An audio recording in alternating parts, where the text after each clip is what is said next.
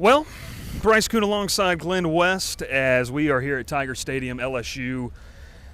How do you even describe it, Glenn? Just a The weather is matching the performance. It's Yeah. raining right now. It's morbid. It's dull.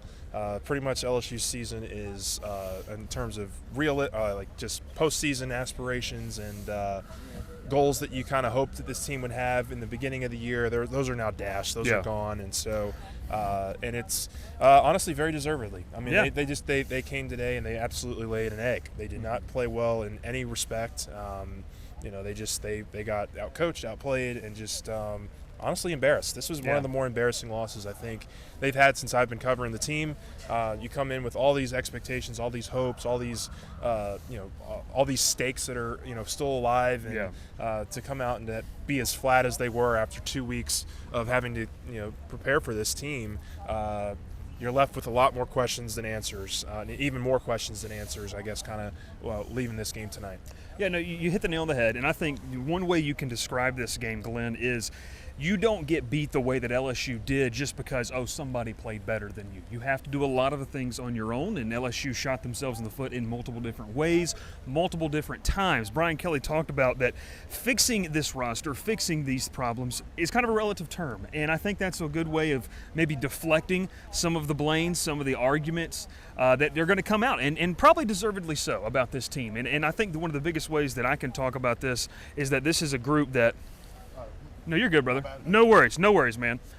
No, this is a group that when you look at what they bring to the table, just in terms of week in, week out, I tweeted this out, I don't think that you can say with absolute certainty that this team will do anything, bad or good. This has been a roller coaster. It's been a little bit of a Jekyll and Hyde act from this team as the rain gets a little bit harder here at Tiger Stadium, appropriately so.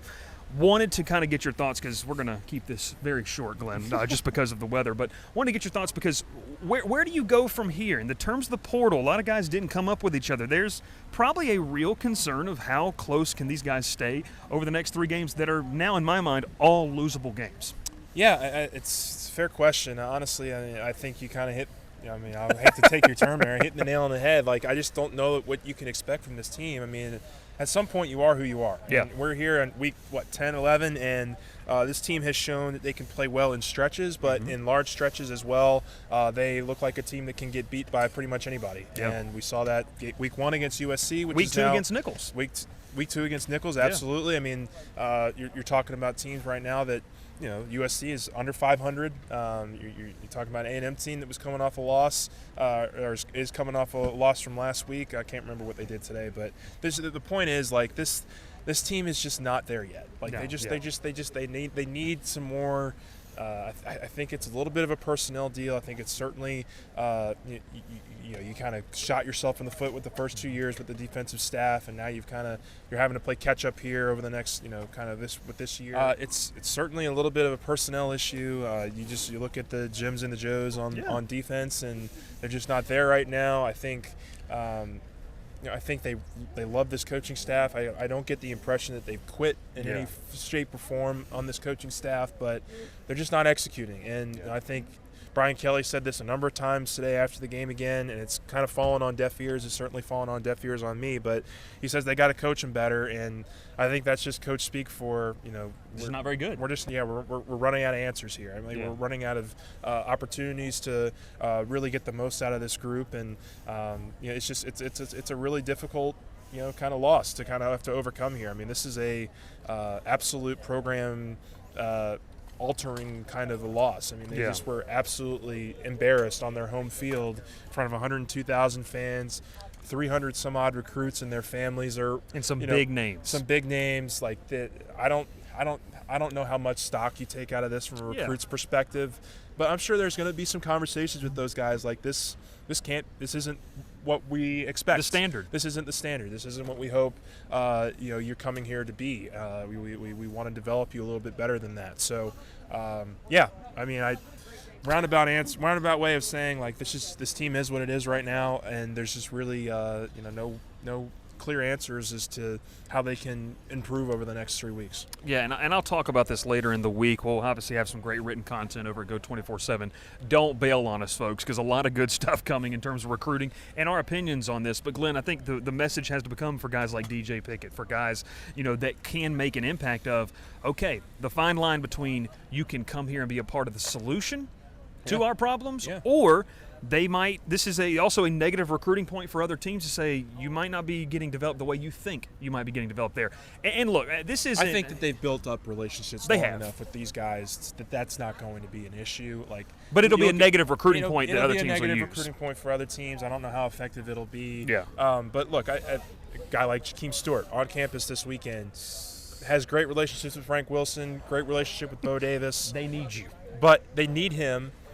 But, Ohio State and Oregon, those teams are still, pushing for visits here down the stretch. And you lay an egg like this against LSU, and it just really was not close from the start. I think that's just stuff that kind of just sticks with recruits and guys like that. So. Yeah. Last point I want to make before we wrap this up here. I asked Kelly the question, asked CJ Daniels the question of really, this is a team that when the snowball effect starts, and it started in multiple games that LSU has won, games that LSU has lost, how do you pull back on the rope and what's the fine line? And Kelly talked about it. It's in the details. This team, as bad as that final score looks, Glenn, coming out of the second half in a horrid first half offensively, right here behind us, they had an opportunity to score, make it a one-score game. Maybe they go for two, make it a 7-point game. Instead, it's an interception, and that felt like the nail in the coffin. I think we talked about it really a lot here. It's this team just they shoot themselves in the foot far too often, whether it's penalties. I mean, they had 2 holding penalties against their potential first-round pick offensive tackles, one on Emory Jones, one on Will Campbell. Yeah. They had a personal foul that derailed a drive. They had the fumble in the first half when, you were down by 1 score. You had a chance to, maybe gain some momentum, and they fumble the ball. And Alabama goes down and scores, and it's back to a 2-possession game again right before the half. There's just so many little things that this team does wrong that pile up, and they're just not talented enough to overcome some of them. Kelly said that. And that's something that Kelly said after the game. And, we kind of had a feeling, I think, coming into this year that you were going to have to maybe exceed your own you have to exceed expectations this year in some degrees, because I don't know that you thought that this defense personnel-wise changed all that dramatically, and you were hoping that the coaching staff would get the most out of this group. I think they've shown at times that they can, but at the end of the day, players got to go out there and play, and I don't know that they have gotten the consistency out of those players that they were really hoping for this year. And look, you're sitting here now with your 3rd loss with 3 weeks to go. These postseason hopes now are gone, and you got to try to find a way, I think, to start thinking about the future. I'll be very interested to see kind of if there's a switch in leaning into some of these younger players. Do we see more Deshaun Spears? Do we see more PJ Woodland? Do we see Devon Keys or Xavier Atkins? Dominic McKinley, Ahmad Bro, certainly Deshaun Womack, guys that are kind of younger foundational pieces in this program. Do you start leaning into those guys a little bit more over the next 3 weeks? It's going to be very interesting to me if they do that, or if they just stick with what they have and kind of try to go out with with the group that they've been running out there. Not a really anything to take away in stats. I mean, really it is what it is. I mean, LSU got beat up and down the field for 60. Milroe had 155 yards and 4 touchdowns last year, and it was worse this year. It was 191 yards and 4 touchdowns this year. Yeah. I mean, the 72-yarder to open the 4th quarter. I mean, that was it. It was not. I mean, the game was already over.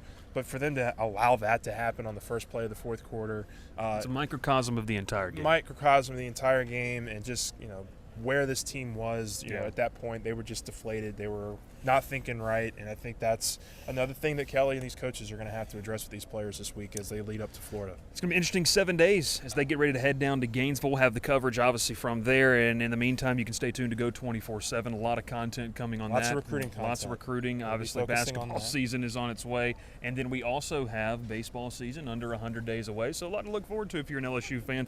But seriously, these next 3 to 4 weeks, you're running right into early signing day. Make sure you get that subscription to Go 24/7. Come and check us out. Have a good time. At some point you got to be able to laugh about it, and we're not there yet. and that's okay. Maybe one day we can look back on this and laugh, but it was a little bit laughable. Glen West, my name's Bryce Koon. We'll catch you next time here on the Go 24/7 podcast.